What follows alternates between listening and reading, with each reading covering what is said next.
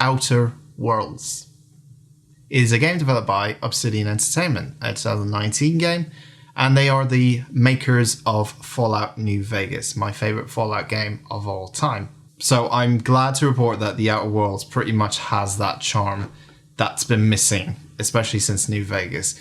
Immediately when you start in the first area, you are presented with a choice, which is a big one and kind of a hard one to decide as well when you finish that kind of first planet off.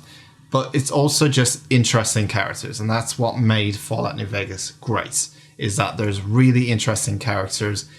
Choices wise, you can do different things. The good thing about this is that you can try different approaches to different scenarios or different missions. You can do different things. You can sneak, you can go in all guns blazing, you can pretty much shoot anyone in the face if you want, which is fantastic, and there will be consequences obviously, but it's really much that feeling of going back to those shooters from the late 2000s where it's RPG first-person shooters that you can do choices and you can approach levels in different ways, whether you want to sneak, whether you want to lockpick.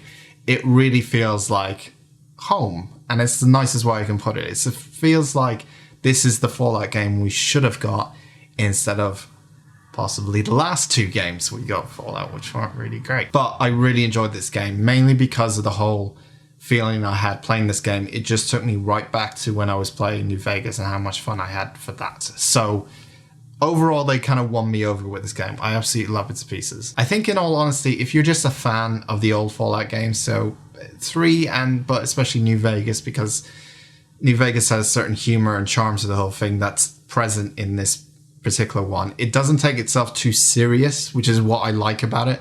But at the same time, there can be elements of like darkness, but it's surrounded by humor, which is what I loved about New Vegas, because it felt exactly the same thing.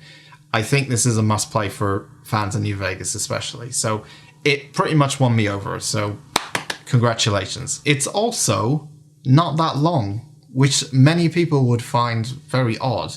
But there's a lot of things you can do on each of the planets. So you're pretty much traveling around in your spaceship called the Unreliable, of course.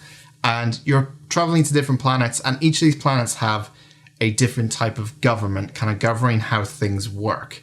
And you pretty much go in there trying to infiltrate, trying to find stuff out. And the way they set it up is usually sometimes dark or sometimes comedic. The way that different people live their lives on different planets is very interesting to kind of figure out.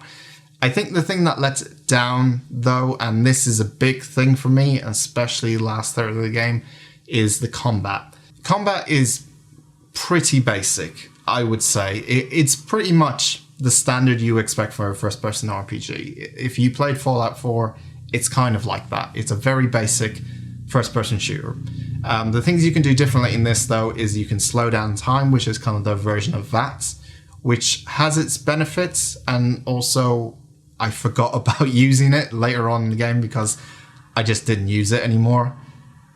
I forgot I had it pretty much, so that's kind of bad, I guess. And the other thing is you can call on your allies. So you can have a set amount of allies. You can bring 2 out of the ship. You have a collection of allies you can meet up with throughout the game, and they can all join you as your crew, essentially, on the Unreliable. And you can decide who to bring out. And I think that's the best thing about the Outer Worlds is the companions and the characters. You can play this game with 2 out of the 7, I think, characters you can have on the spaceship throughout the whole game. And you get to see their stories and their side stories to each of these characters that you get to experience. Now, if you don't take these characters out a lot or out of the spaceship a lot, you won't ever get to experience their kind of side stories and learn more about them. And I think that's the really engaging bit, is the stories. They're well written. Everything about this game, especially side quests and stuff, is well written. The main story is pretty much well written as well. It's a good main story, and I think that's the strength of the Outer Worlds, is that it pretty much is like, it knows what it is. It knows it wants to be funny, it knows it wants to be humorous and sometimes lovable at the same time, and it has a charm about the whole thing. Having said all this, all its strengths, the thing that lets it down quite a bit is the combat. It doesn't have anything going for it. It's nothing special about it at all. There's nothing I could say, oh, this is the cool thing about combat.